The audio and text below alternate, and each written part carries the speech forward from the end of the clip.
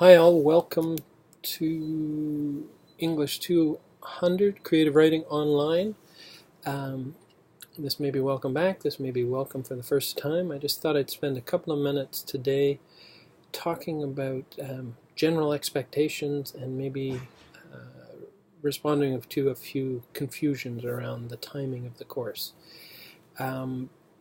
Last week we had online chats which were in their usual way, fun and hopefully informative for those of you who participated.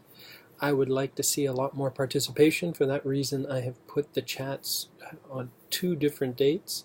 You can check the times on the week of January 24. The first thing that I wanted to talk about was the timing of the course, that everything is timed to begin I guess Sunday night, Monday morning. So when an assignment is due in a week, it's due at the, let's say noon on Sunday, and a new set of homework questions and concerns will begin on Monday. So for this week, the week begins January 24th/25th. And we're starting to really think about experimenting with reading and writing. One of the main differences between experienced writers and inexperienced writers is simply the way that we read and write. Writers read. It's kind of a part of the process. It's like trying to make films or create paintings without watching films or looking at any paintings. It's impossible to imagine developing your approach to writing with any kind of sophistication if you're not reading.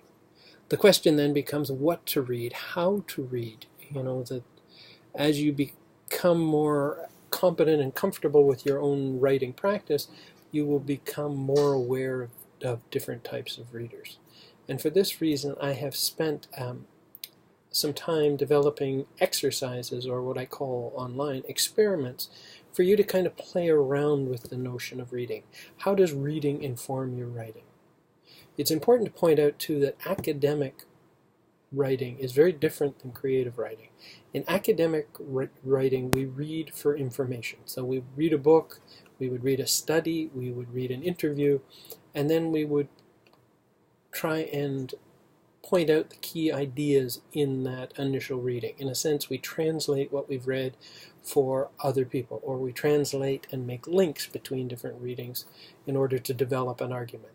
In creative writing, our relationship to reading is much more fluid.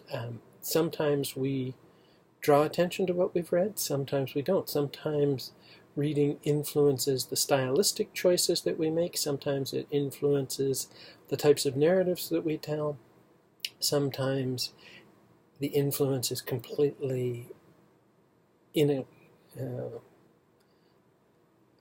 underground or implicit to the reader.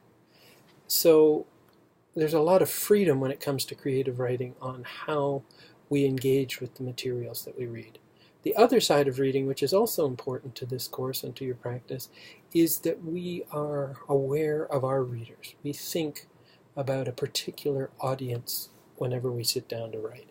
Who are these readers? And the more advanced your writing skills, the more engaging your writing, the clearer your sense of audience is. In high school, we're often taught to write for a broad general audience. That doesn't produce the most interesting writing. That produces broad general writing that can be accessible by high school English teachers. When we come to writing creative writing, we can actually create our own communities. We can create contexts and contacts that will sustain us in our intellectual and creative endeavors.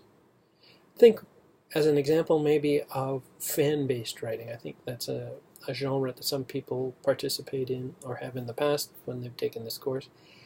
The audience knows an awful lot about the material, and their response to your writing is on what they've read and how they see your writing fitting into that. That's really a kind of overt demonstration or explicit demonstration of something that happens in most forms of creative writing. That when we read poetry, when we read short fiction, when we read novels, when we read plays, we are reading them alongside all of the other short fiction, novels, plays that we are aware of. And in a sense, that dialogue with readers about reading is how writing is charged and energized. So with that in mind, I've set out a few experiments that you can read about on the Moodle site. I have also put up forums for you to share your writing with each other. I really can't stress how important it is for you to share your work, to read each other's work, to give feedback, and to take inspiration. I will be online tomorrow and again on Wednesday, and I will catch up with you there. I hope everybody is doing okay, is charged, and ready to go. Talk to you soon.